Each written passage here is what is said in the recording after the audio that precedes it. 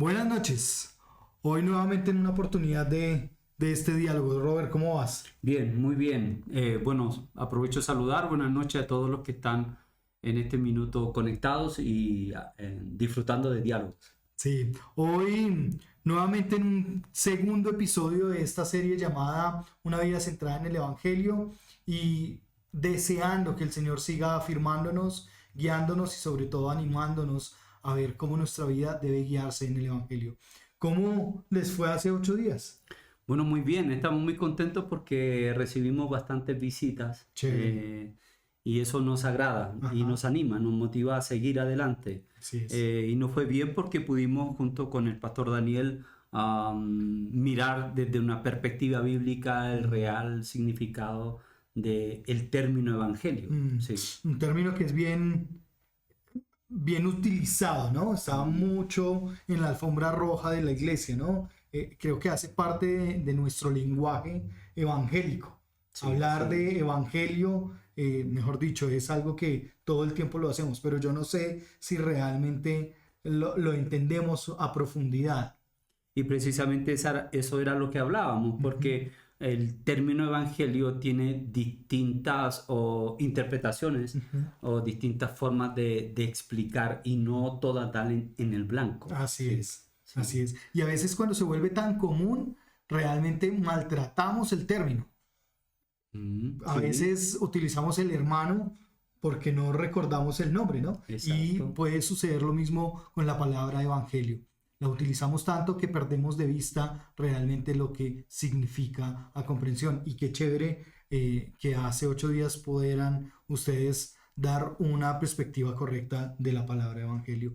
Si la si lo tuviéramos que definir en palabras de Pablo, tendríamos que decir que el Evangelio es poder de Dios, ¿no? Así Y es. es la forma en que Pablo habla de qué es el Evangelio. Romanos 1:16, y permítanme leerlo a su favor, dice, porque no me avergüenzo del Evangelio, pues es el poder de Dios para la salvación de todo el que cree, del judío primeramente y también del griego. Es decir, Evangelio es Poder de de Dios Dios para y salvación. para Sí, salvación. sí. Y allí podemos entonces comprender desde la perspectiva de Pablo qué es evangelio y cómo podemos nosotros encaminarnos también en este evangelio, ¿no? Cómo nos invita a nosotros a ser guiados por el evangelio. Así es. Y una de las cosas, o surge la pregunta, bueno, ¿en qué consiste este poder? Mm, ¿Poder para qué? ajá, Porque también pudiéramos entender de que ese poder es un poder que me es otorgado a mí, pero para ajá, hacer cosas que precisamente la Biblia no no, me dice no, que puedo hacer. ajá, Pero sí, ese poder actúa, como lo dice Colosenses capítulo 1, versículo 6, es un poder que me permite dar frutos ajá. y crecer en Crecer. el Así Evangelio. es. Sí, Entonces, cuando hablamos del Evangelio, hablamos del poder de Dios en términos de Pablo, y Pablo también muestra cómo ese Evangelio produce fruto y crecimiento en la exacto. iglesia en Colosas. Sí.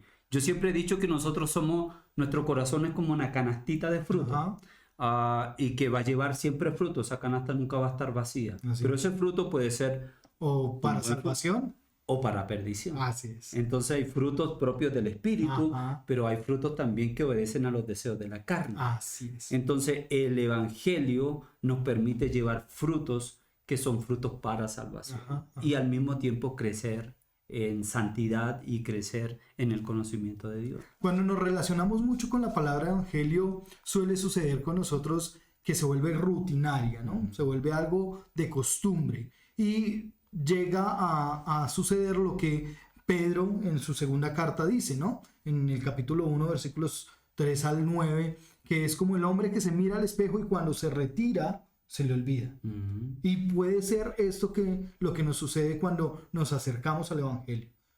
Nos acercamos a la palabra del Señor, al poder de Dios para dar fruto, para transformar, para salvar, pero cuando nos quitamos de ella, es decir, cuando salimos del culto, Sí, se nos olvida. se nos olvida.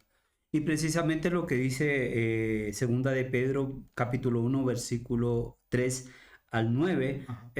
nos habla de esta transformación. Lo que produce el Evangelio es Ajá. transformación.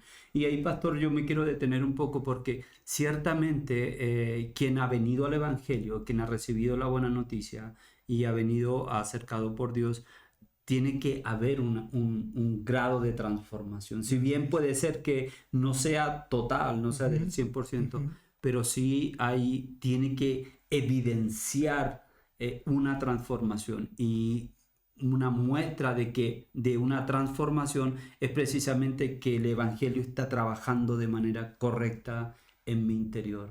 Podríamos decir que el Evangelio es el poder de Dios para dar frutos de transformación. Así es. Y los frutos de transformación deben ser evidentes. No es algo que se vive en el secreto de la habitación, sino que sucede en el secreto de la habitación con el Señor y se refleja a la luz de la humanidad. Se refleja a la luz de la familia, se refleja a la luz de la iglesia, ¿no? Es algo que es notorio. Y en especial, como me gusta eso de a la luz, porque es muy evidente. Tanto que el que robaba antes ya no roba más. El que engañaba antes ya no engaña más. El que adulteraba antes ya no adultera más. Es decir, hay un cambio. Existe una transformación. Una transformación. Pero muchas veces esta transformación, pastor, no se hace visible. Porque a lo mejor nosotros podemos tener un errado concepto del Evangelio y quizás lo vemos simplemente como una puerta. Sí, de acuerdo. ¿Cierto? Como una puerta de entrada y no como lo que realmente es. ¿Cierto que sí? Es por eso digo que puede volverse paisajismo el Evangelio, porque como se ha convertido en la palabra que utilizamos todo el tiempo, entonces olvidamos realmente todo lo que realmente es el Evangelio y el problema, si bien es que solo se vuelve un medio, ahí ya empezamos a reducir el Evangelio. Exactamente. Porque lo convertimos en un elemento para, ¿sí? El Evangelio es la puerta para salvarme. Es el seguro de vida. Y ya como ya lo tengo, entonces ya no tengo que hacer nada más. Sí. Que es como se entiende mal realmente el Evangelio. Digamos que es una forma extrema de entender el Evangelio sin comprender que realmente el fruto del Evangelio sea en nuestra vida cuando nosotros vivimos frente al Evangelio transformación de vida. Exactamente. Por eso que se corre el riesgo al tener un pensamiento o una idea de que el Evangelio es simplemente una puerta, que yo muchas veces cuando hablo de esto lo enseño, lo ilustro, como esas antiguas teleseries en donde terminaban con esa frase célebre de y se casaron y fueron felices para siempre. Bueno, a veces cuando uno cree que el Evangelio puede ser simplemente como la puerta a la felicidad, eso puede ser muy peligroso y muy riesgoso, porque puedo terminar decepcionado, puedo terminar desilusionado, porque el Evangelio no es una puerta, sino que más bien es un camino, es un camino largo. Es un camino no exento de dificultades, es un camino que no está exento de problemas.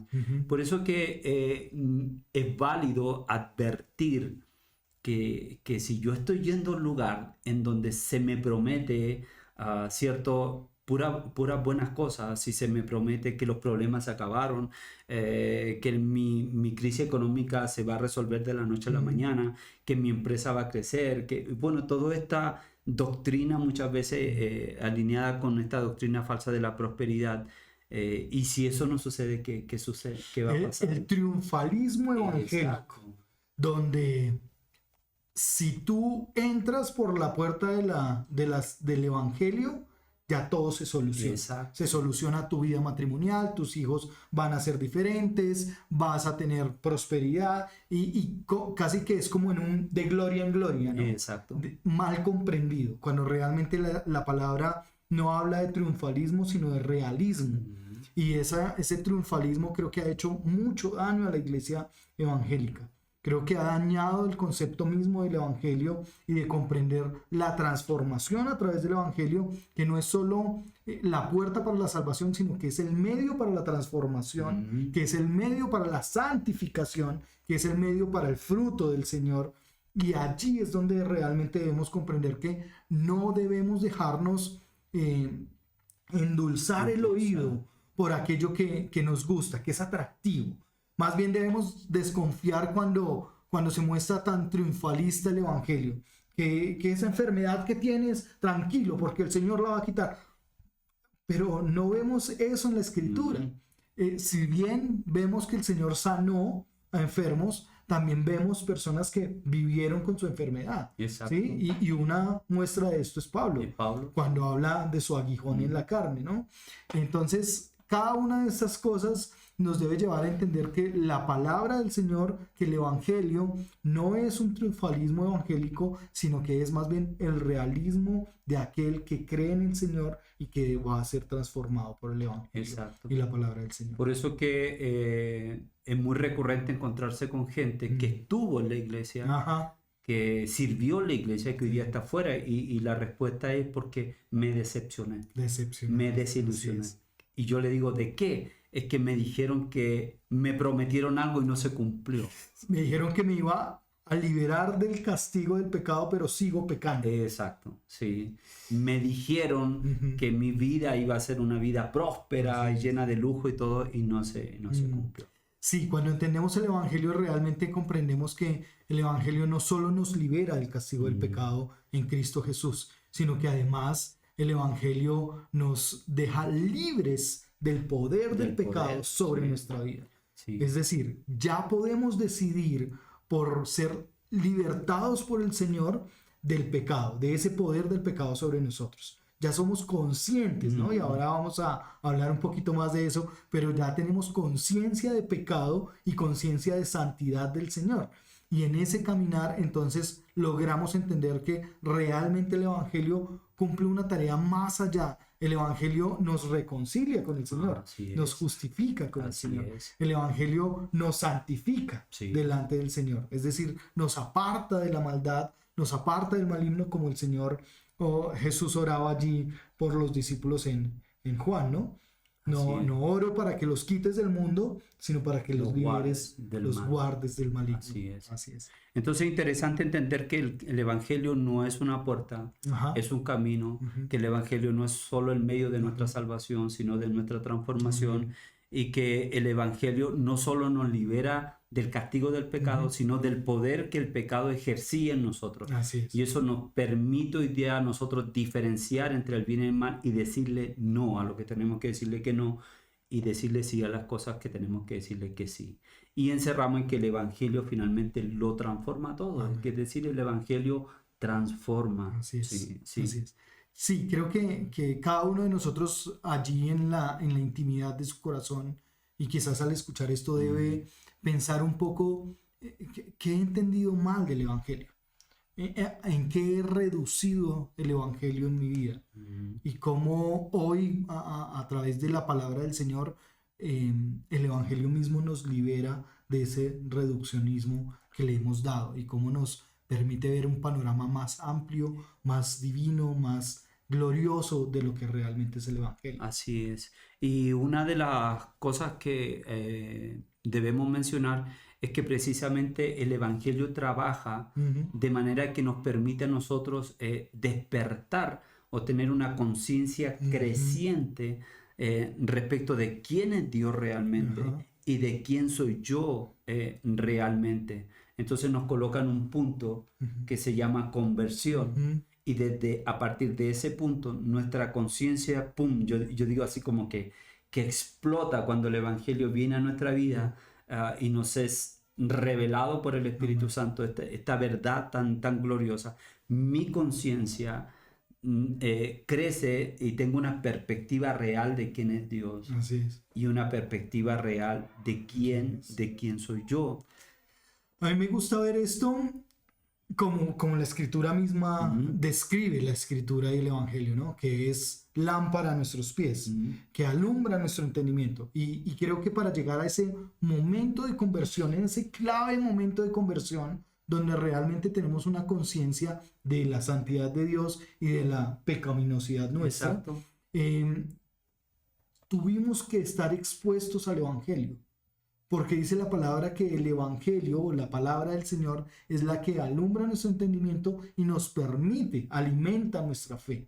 Entonces, tuvimos que estar expuestos al Evangelio para llegar a ese momento de conversión. No es por obra y gracia, sino es por la exposición nuestra al Evangelio mismo, que el Evangelio va transformando en nosotros, y casi que la conversión es uno de esos primeros frutos de esa transformación. Maravilloso, sí, maravilloso cómo se define. Y en esa conciencia creciente, yo me puedo ver a mí mismo lo pecador, lo perdido, lo extraviado que estoy sin Cristo, y por lo tanto la obra de Cristo en la cruz toma una relevancia pero importantísima. Hay un ejemplo, pastor, que hace 2 domingos atrás nos predicaron respecto de esto mismo, y está en Isaías 6. Y yo creo que Isaías 6 está como en este punto. Él ya, después de haber llorado mucho por el rey que había partido, tiene esta visión, y a mí me gusta como lo describe Isaías capítulo 6, porque en esta visión, no sé si lo puedo leer, claro. Dice que en el año de la muerte del rey Usías vi yo visión del Señor, al Señor sentado sobre un trono alto y sublime, y la orla de su manto llenaba el templo. Por encima de él había serafines, cada uno tenía 6 alas, con 2 cubrían sus rostros, con 2 cubrían sus pies, y con 2 volaban. El uno al otro daba voces diciendo: Santo, santo, santo es el Señor de los ejércitos, llena está toda la tierra de su gloria. Y se estremecieron los cimientos de los umbrales a la voz del que clamaba, y la casa se llenó de humo. Primera visión. Él ve a Dios en su esplendor. Eso es glorioso, como él está viendo a Dios. Pero luego tiene una inmediata segunda visión, porque dice: entonces dije, ay de mí. Y ahora se está viendo él. No, o sea, ante esto no tengo ninguna posibilidad. Y él lo dice: porque estoy perdido, pues soy hombre de labios inmundos, y en medio de un pueblo de labios inmundos habito. Mis ojos han visto al Rey, el Señor de los ejércitos. Es una clara demostración de ese doble panorama, ¿no? Exacto. De esa forma en que la Escritura nos muestra quién es Dios en su estrado divino, en su gloria eterna, y quién es, en este caso, el profeta, que es cada uno de nosotros, ¿no? La inmundicia de nuestro ser, la miseria de nuestro caminar día a día, ¿no? Y qué lindo verlo ahí. Y en esta visión yo entiendo que por mis medios, por mis méritos, no tengo posibilidad de alcanzar. Ahora es súper interesante tener una perspectiva correcta, que era lo que hablábamos reciencito. Si bien Dios es santo, no es que Dios esté progresivamente siendo santo, ¿cierto?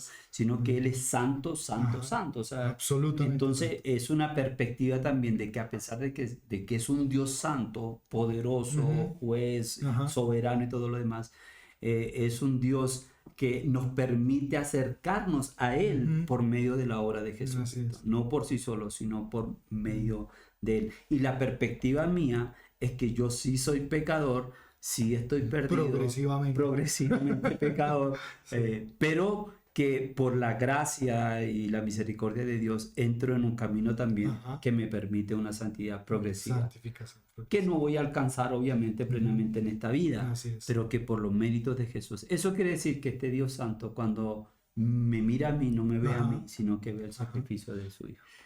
Y es lindo, porque ahí es donde podemos entender que por gracia el Señor nos ha alcanzado, ¿no? Así es. No es cuánto yo hice el esfuerzo por acercarme a Dios, sino que el Señor dio el primer paso en Cristo Jesús para alcanzarme y encontrarme en mi miseria, porque era imposible para mí o para nosotros realmente acercarnos a Dios en medio de nuestra miseria. Exacto. Y es Cristo quien se forma como ese puente, como ese medio, como ese camino de verdad para darnos la vida que hoy tú y yo disfrutamos. Una vida de eternidad, de santificación, de transformación progresiva.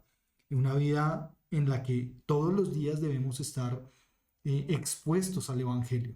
Por lo tanto, si tú estás en este momento escuchándonos, quizás tú puedes pensar y tener conciencia de en qué momento fue que se empezó esto, en qué momento se dio rienda de estar expuestos al Evangelio y en qué momento tomaste esa decisión clave donde el Señor te encontró y donde el Señor te convirtió, donde el Señor realmente hizo esa obra de conversión y empieza toda esa conciencia de comprender realmente quién es el Señor en su estado sublime y glorioso y quiénes somos nosotros en nuestra naturaleza pecaminosa. Y haciendo mención a eso mismo, que por nuestra naturaleza pecaminosa hay un, sin embargo, cuando esta conciencia debiera ser creciente y constante, está la tendencia a minimizar esa conciencia y a relativizarla y peor que todo, rebajar el nivel de santidad y colocarlo a mi altura, por así decirlo. Y eso pasa mucho también con los maestros, ¿no? Cuando pensamos que un maestro es muy exigente, a veces pensamos que el maestro, o casi que en los colegios se pretende que cuando el nivel del salón está muy, muy por debajo de lo que debería estar, el maestro debería acercarse a los alumnos para no subir tanto el nivel y generar mucha exigencia, sino para más bien que los alumnos logren alcanzar esto. Pero aquí no vamos a lograr que el Señor rebaje su nivel de santidad. Es decir, no vamos a lograr que el Señor deje de ser santo como Él es santo para que se rebaje a nuestra condición. Así nosotros reduzcamos la obra de Cristo en la cruz a lo mínimo. Exacto. Y no va a ser posible ganarnos la calificación porque Dios se va a rebajar, sino que más bien Dios va a seguir siendo santo y sublime y nosotros debemos seguir caminando en esa santificación progresiva, en esa transformación progresiva para llegar a ser a la estatura del varón perfecto. Así es. Y me gusta mucho eso porque cuando yo minimizo la perfecta santidad de Dios pensando en Él algo como menos de lo que la Biblia describe, estoy cometiendo una falta. Y cuando me enaltezco yo mi propia justicia o autojusticia, pretendiendo que me voy a ganar el favor de Él o me voy a ganar los privilegios de Él simplemente por lo que yo realizo, sacando de escenario, por así decir, la obra de Cristo en la cruz. No necesito eso, yo por sí solo puedo. Wow, eso es muy recurrente. Eso es una tendencia constante. Exactamente. El justificarnos o autojustificarnos es, yo creo que una de las problemáticas más grandes que tenemos en cualquiera de las situaciones que vivimos. Piensa tú cuando llamamos a cuentas a nuestros hijos y encontramos autojustificación de lo que han hecho, sea una mala decisión, un mal acto o algo así, y encontramos la autojustificación. Sí, yo hice eso, pero es que y se da todo. Y en muchas ocasiones creo que nosotros somos de ese calibre delante del Señor. Ay, Señor, perdóname por el pecado, pero es que me dio mucho mal genio. Y terminamos reduciendo el poder del Evangelio y reduciendo la verdad del Evangelio a que me justifica algo que pasó.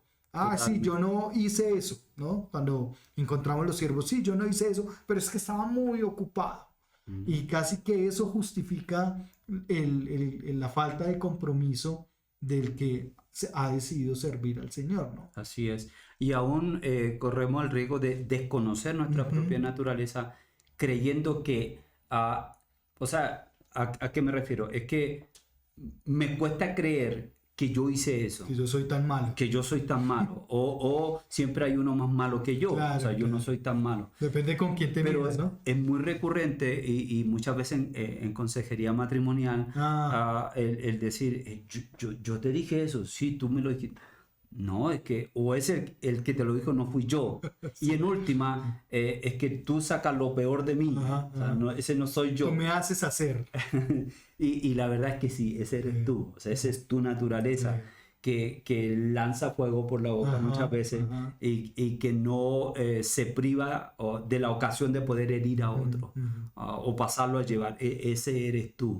Sí. Ese eres tú. Yo recuerdo en mi año mozo de juventud, que cuando todavía no venía a la conversión y esa Ya, sí. conciencia creciente, que muchas veces salíamos con mi amigo y nos olvidábamos incluso de cosas que hacíamos. Ya. Y al otro día nos contaban, es que eso hiciste tú, y nos decían, eso hice yo, ese era yo, no, no, ese no era yo, ese era mi otra faceta, Ajá, no, ajá. no hay otra faceta, ese eres tú, Sí, tu ese naturaleza. es tu pecado Sí, obrando ahí, sí. actuando. A mí me gusta decir que la verdad ya no me asombra la maldad del ser humano. Mm, Me asombra es ver ser humanos transformados por la obra de Cristo. Eso sí es asombroso.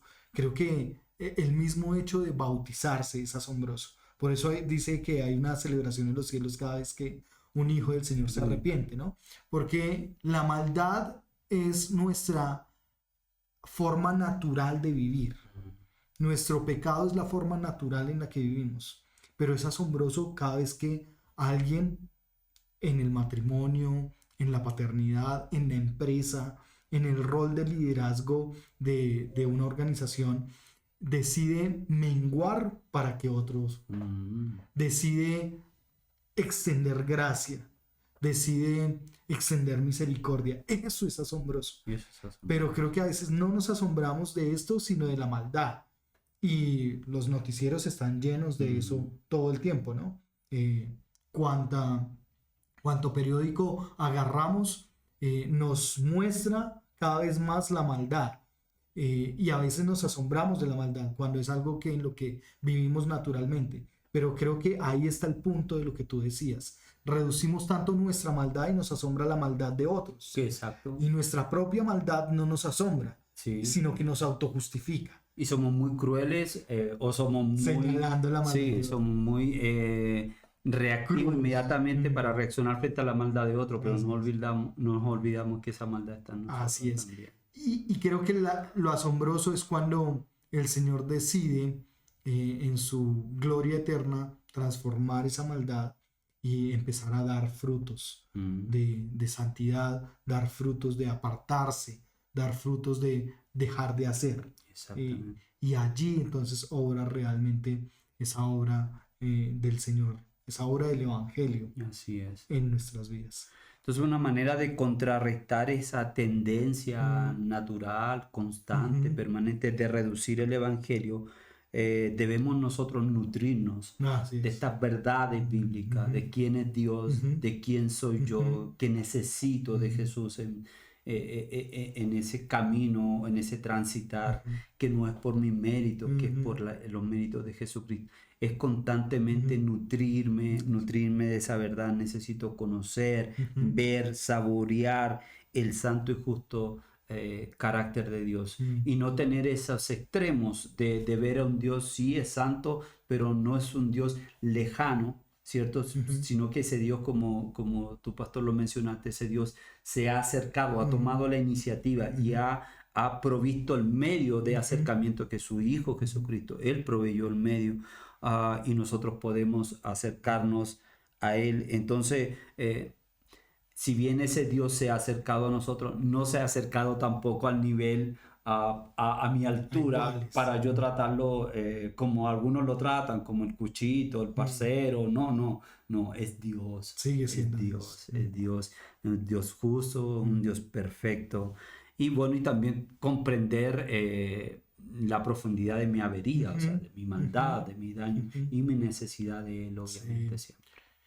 Creo que siempre es necesario esos golpes de realidad, ¿no? Absolutamente. Porque cuando no tenemos esos golpes de realidad, sino, como lo decíamos hace un momento, esos golpes de prosperidad más bien y de Mm, triunfalismo, eso nos hace empezar a caminar sobre las nubes, mm, ¿sí? Empezar a generar sobre la misma iglesia o sobre nosotros mismos como siervos del Señor, que estamos un grado más cerca a, sí. y entender el golpe de realidad es comprender que cada uno de nosotros necesita el Evangelio tanto como el que hoy no cree. Exacto. Y ese golpe de realidad nos permite entonces ir con humildad delante del Señor y decir, soy tan pecador, Señor, que hoy necesito otra vez tu gracia.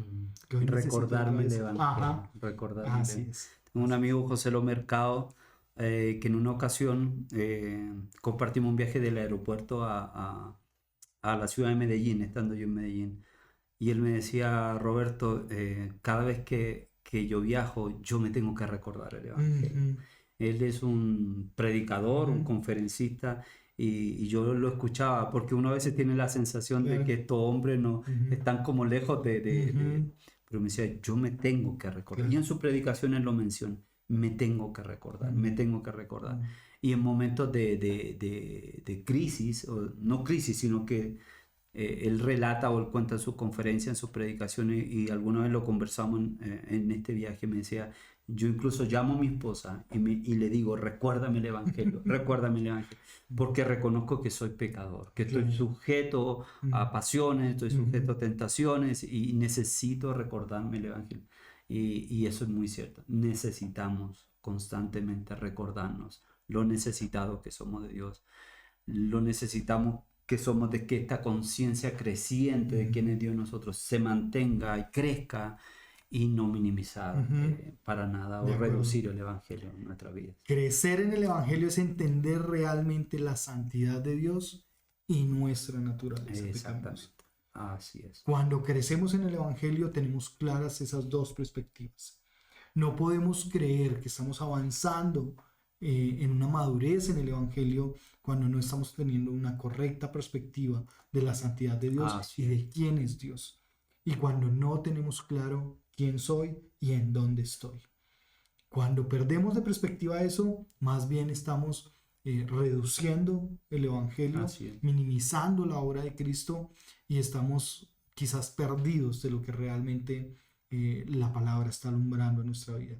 Pero creo que uno de esos frutos de crecimiento y de madurez en la palabra es aquello que nos permite estar claros de quién es Dios y que es un Dios que no cambia, sino Así que es. permanece siendo el mismo. Y ahí hay un disfrute, ¿no?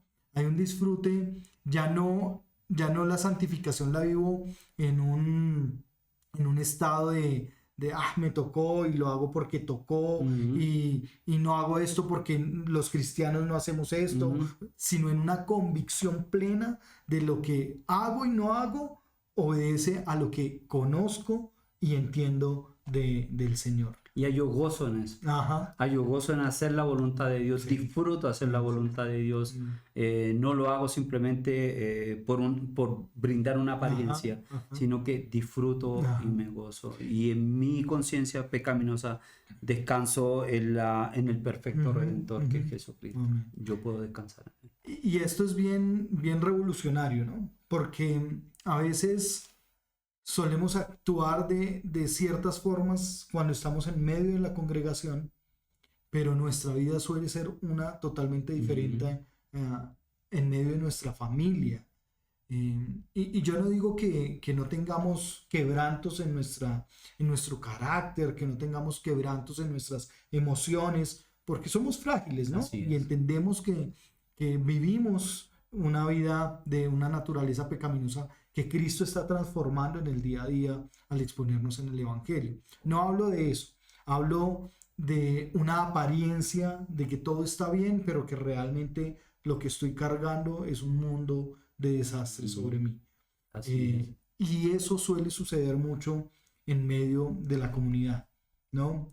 Voy a dar una apariencia de que estoy bien y quizás esto se ve mucho en las personas que han tenido una vida económica exitosa Ujú. y por cierta situación de la vida su economía decae.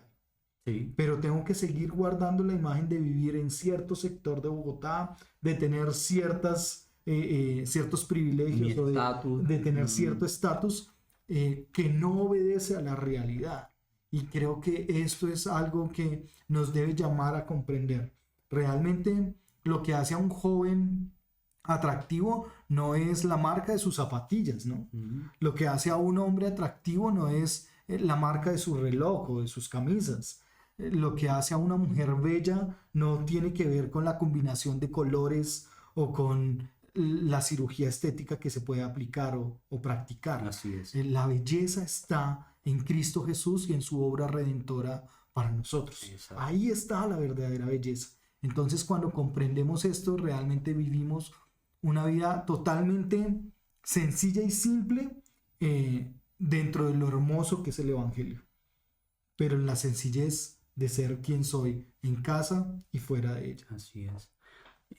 Por eso que también hay algunas tendencias de reducir el evangelio, se pueden ver en creyentes o en personas que siempre están a la defensiva, Así es. que no permitan que se les diga nada, que no son enseñables, que no son corregibles. Que no rinden cuentas. Y Exactamente. cuando se llama a la rendición de cuentas, entonces no. Pues, Exactamente. y eso se percibe muy fácilmente, ¿no? Yo no sé si te ha pasado alguna vez, pastor, que como que tristemente llegas a la conclusión de que definitivamente no puedo decirle nada, Sí. porque siempre va a tener un muro ahí poniendo. Sí. a Y la es defensiva. triste encontrar esto en personas que llevan años en el Evangelio. Absolutamente. Años. Quizás cuando encontramos esto en personas que están empezando en su vida de conversión y de transformación, uno dice, bien, el Señor Sí, va a ir trabajando, orando, moldeando sí. eso. Pero cuando lo encuentras en personas que llevan muchos años en la iglesia, entristece porque ese estar a la defensiva no permite que como hermanos hagamos lo que la Escritura dice, ¿no? Que es confesarnos los pecados los unos a los Exacto, otros, sí. acompañarnos en un transitar Sí. de fe. Entonces, y llegamos casi a la conclusión, y quizás este es uno de mis pecados, de decir, no puedo contar con esta persona para el servicio. Sí. ¿Sí? Porque si no es su carácter como el carácter de Cristo, pues lastimosamente es lo que se va a reproducir. Un siervo que es humilde y reconoce su condición, reproduce siervos de esa manera. Pero un siervo que tiene de cierta manera orgullo, prepotencia, esta capacidad de no dejarse llamar a cuentas o no rendir cuentas voluntariamente, va a reproducir otros en el mismo modelo. Exacto. Como dice un coterráneo chileno, un compatriota, David Ormachea, y no porque tú duermas en un garage quiere decir que eres un carro, Ajá. un auto, o tampoco no porque estás en la iglesia es evidencia de que eres cristiano. Sí. No consiste solamente en ir a la iglesia. Así es. Y yo he dicho mucho esta frase y quizás me la vas a escuchar de manera recurrente, y es que una cosa es ir a la iglesia y otra cosa es ser iglesia. Sí. Y tenemos una dinámica de ir a la iglesia, pero en muchas ocasiones no de ser iglesia. Y hay una gran... Y es muy interesante porque uno de los temas que vienen, sin adelantar nada, tiene que ver con el ir por cumplir. ¿Cómo es que yo cumplo? Ponerse a la defensiva, fingir ser lo que no soy, esconderme de las realidades, ocultar mi pecado, fingir mi pecado. Es terrible. David decía, mientras oculté mi pecado, mis huesos envejecieron. Y podemos caer en esa tendencia de culpar a los demás también de todo lo que me sucede a mí, es porque los demás... Y esto también es muy recurrente en consejería, escuchar personas que dicen, mi vida no es nada desde que que aquel que se fue, desde aquella que me dejó, desde que perdí mi trabajo, y atribuyéndole a otras cosas mi condición, restar importancia a lo que realmente es importante. Me gustó algo que mencionaste, pastor, y no lo quiero dejar pasar porque esta mañana estuvimos con los alumnos en una predicación y hablábamos de amar ser distintos. No ser distinto por lo que distingue a las personas hoy día, sino ser distinto por la causa de Cristo. Y para eso se requiere, ¿cierto?, tener esa perspectiva correcta del Evangelio. Así es.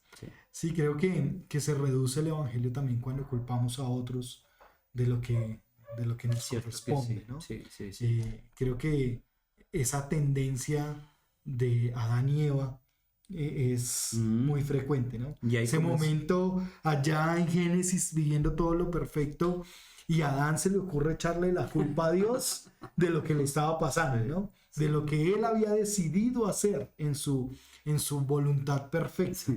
Él decidió tomar el fruto y termina diciéndole, es que la mujer que tú me diste, es que si tú no me das esa mujer, yo no lo hubiera hecho. Claro. Entonces siempre darle la responsabilidad a otro es nuestra tendencia, ¿no? Siempre, pero ¿por qué venía tan rápido? No, es que... Y siempre la tendencia a culpar a otros. Sí. Siempre vamos a tener que luchar en nuestra mente y en nuestro corazón con esto. Y creo que lo asombroso de esto no va a ser que nosotros podemos llegar a fingir o que podamos llegar a exagerar o podamos llegar a ser de ese carácter que no quiere rendir cuentas, sino lo asombroso va a ser más bien tomar la actitud de Cristo. Y en la actitud de Cristo rendir cuentas, asumir nuestra responsabilidad en lo que sucede. Y creo que eso tiene un valor precioso delante del Señor, ¿no? Yo creo que el Señor se le dibuja una sonrisa cada vez que nosotros como hijos vamos delante de Él y reconocemos nuestra falla, ¿no? Y decimos, sí, es mi culpa, Señor. Además es muy hermoso saber que yo no puedo engañar a Dios. No. Y ante Él yo estoy desnudo. O sea, ¿qué le voy a ocultar? Finalmente Él nos conoce, sabe quiénes somos, conoce nuestras debilidades, conoce nuestras luchas, nuestras tentaciones, nuestros talones de Aquiles. Y por eso es que es un Dios tan maravilloso, porque este Dios santo se acerca a nosotros por medio de Jesucristo, lo vuelvo a decir, para que nosotros podamos venir confiadamente ante Él y poder reconocer nuestro pecado, nuestra debilidad, nuestra humanidad pecaminosa. Y recibir de Él su gracia que nos renueva, que está constantemente llevándonos a esta transformación. Creo que el restar importancia a lo que hacemos es una tendencia también muy práctica. Creo que es algo que practicamos todo el tiempo, ¿no? O sea, mi pecado no es tan relevante como el pecado de otro, lo que decía hace un momento de la lectura del periódico. Y creo que me ha gustado utilizar la ilustración de aquel que mira por la ventana y para él es evidente el error de todos, ¿no? Este hizo, este no hizo, este dejó de hacer, este dijo, este pensó. Y juzgar desde la ventana a veces es muy fácil, ¿no? Es quizás cómodo también esa posición, pero cuando nos paramos frente al espejo, quizás a veces guardamos silencio frente a nuestra propia imagen, frente a nuestra propia miseria, frente a nuestro propio pecado, y pararnos frente al espejo y no reducir o no quitarle importancia a nuestro pecado es algo en lo que tendremos que combatir también y lo que el Señor tendrá que transformar a través de su palabra, a través del Evangelio. Sí, así es. Yo recuerdo que, no recuerdo, sino que es algo que es totalmente constante, diario, esto precisamente de restar importancia, es que el mundo se ha encargado y se ha obsesionado en precisamente irle restando importancia a las cosas que antes la tenían. Por eso es que hoy día una canita al aire no es tan importante. Vamos a ese lugar, no pasa nada, porque al final no es tan terrible. Y todo lo que antes se catalogaba como malo, ahora a lo malo se le dice bueno. Entonces, esa tendencia de restar importancia puede afectar mucho la vida del creyente y venir a reducir el Evangelio. Me hace memorizar mucho el pasaje cuando Jesucristo le pide en la víspera de su crucifixión, le pide a sus discípulos que oren. Y quizá ellos no lo vieron tan importante en ese momento orar, tanto así que el sueño los venció y no orar. Entonces cosas que le van restando importancia al final también tienden a alejarnos de esa perspectiva correcta. Sí, yo creo que en todo esto uno podría sacar muchos ejemplos, ¿no? Sí, claro que sí. Pero recuerdo mucho un par de consejerías que atendimos junto con mi esposita de matrimonios. Y en varias ocasiones se le restaba importancia a situaciones que eran bien complejas. Cuando se resta importancia a la situación económica y se trata de fingir una situación económica diferente con la pareja, ya no con el público, sino esa tendencia del hombre o la mujer esconder la situación económica de su familia. Esconder su real situación cuando el hombre está en una práctica de pecado, Ujú. como la pornografía, como la canita al aire Sí. o ese deseo por otras mujeres, restar importancia a esas cosas. No, es que yo no he hecho nada. Mm. Y recuerdo una situación un, un siervo que en algún momento empezó a practicar esto de escribirle a mujeres, Ujú. eh, y se escondía mucho en restarle importancia en esto cuando decía, no, es que no pasó nada, Ujú. no pasó nada. Sí, Y dónde queda realmente lo que está pasando ya en la exacto. mente? Que el Señor mismo lo ha dicho, ¿no? No, no hay que ser un teólogo para entender que cuando estás haciendo cosas realmente estás pensando en cosas. Exacto. Y allí ya hay un grado. Y creo que es importante entender que no debemos categorizar el pecado. Mm. No es que mi mentira es blanca, como hemos creído, una mentira piadosa. Mm. ¿Sí? No, no, no hay mentiras piadosas. La mentira es mentira y delante del Señor, el Señor dice que los mentirosos no heredarán el reino de los Exacto. cielos. Y no se trata tampoco de ser extremista para radicalista, ¿no? Sino entender realmente que esa mentira que podemos decir, el Señor desea transformarla a través del Evangelio. Que eso que estamos escondiendo en el corazón, que creemos que está oculto en nuestra vida, el Señor quiere transformarlo a través del Evangelio. Que eso que creemos que nadie sabe, que hicimos en algún momento de la vida, el Señor desea transformarlo a través de su Evangelio. Así es. De ahí a la importancia de los medios de gracia que el Señor nos da. Así es. Porque finalmente, y haciendo un recordar y de asuntos de consejería bíblica, han habido casos que uno dice, pero por qué no lo Ujú. mencionaste antes? Ajá. Por qué no viniste y lo Mm. hablaste antes? Y ahí está el miedo a la vergüenza, el miedo Claro. a la culpa y Sí. el miedo a todas las demás Ujú. cosas. Ujú. Pero por eso es que es importante los Sí. medios de gracia. De ahí es Sí. importante la La iglesia, la iglesia. comunidad, los hermanos, los pastores, y el abrirse, el ser vulnerable, Mm. no hay nada malo en eso. Y reconocer mi lucha, reconocer mi Ujú. pecado, reconocer mi falencia, eso es vital Así para es. prevenir consecuencias Así es. muchísimo más graves Ujú. que si se hubieran atendido antes. Ujú. Y por eso que hago mención a esto, porque precisamente Dios las quiere atender, Así Dios es. quiere tratar, Dios Así es. quiere esa transformación. Simplemente tenemos que venir a Él Mm. y rendir nuestra vida en total dependencia de Él. Amén. Yo Mm. creo que es un momento para tomar quizás un instante Mm.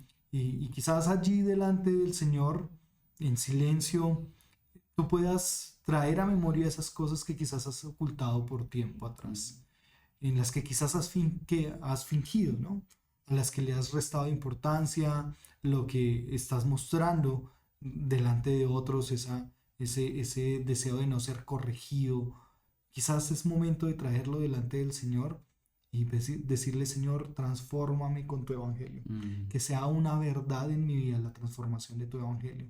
Que tu evangelio sea eh, realmente lo que cambia mi vida. Que haya ese momento de decisión real donde yo puedo decir, Señor, aquí tú tocaste mi vida, tú me encontraste en esta situación para que podamos vivir vidas centradas en el Evangelio, Mm. vidas que dan la gloria al Señor, vidas que reconocen quién es el Señor y nuestra condición.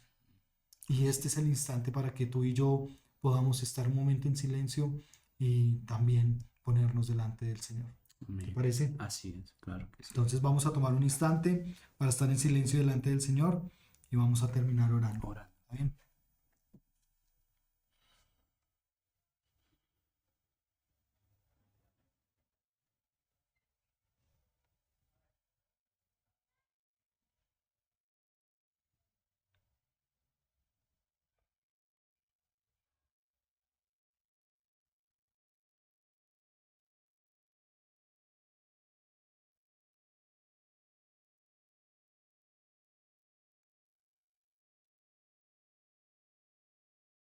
Señor, gracias Amén. por tu palabra. Mm. Gracias porque es verdad que tu palabra alumbra nuestro entendimiento, que tu palabra alumbra nuestro camino. Pero gracias porque tu palabra, el Verbo, se hizo carne y vino a habitar en medio nuestro. Gracias porque es inconfundible, es inminente que realmente Cristo Jesús haya muerto por todos.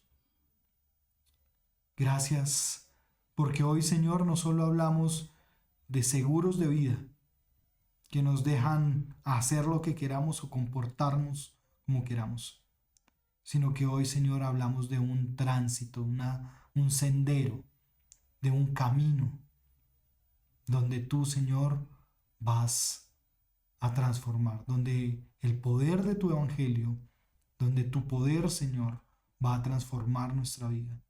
Va a traer a la luz todo aquello que ha estado oculto para sanarlo, para transformarlo, para quitarlo.